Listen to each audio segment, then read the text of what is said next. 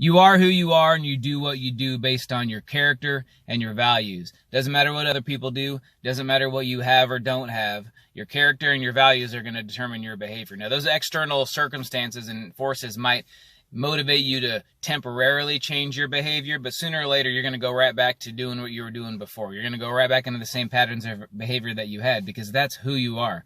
A lot of people have this if-then attitude towards life. They say things like, if I had a bigger house, then I would be more comfortable. No, you wouldn't. You'd be just as comfortable as you are now. Or if I had more money, then I'd be more generous. No, you wouldn't. You'd be just as generous as you are now. You might say, if my spouse showed me more appreciation, I'd do more around the house. If my boss gave me that raise, I'd start showing up on time and working harder. But you wouldn't.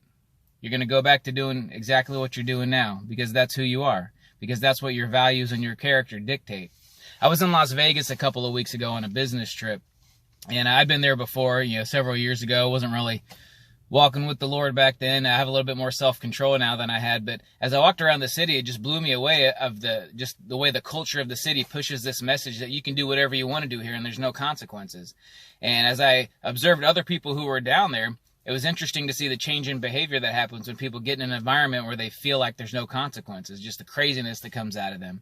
The more freedom that we have, or that we think we have, the more our real character comes to the surface and gets exposed and even magnified. You get a little freedom, you get a little money, you get a little power and authority. Any of these things just really exposes who you are. Some people will say that money changes you or power changes you, but it doesn't. It just reveals who you really are. So take an audit of your life.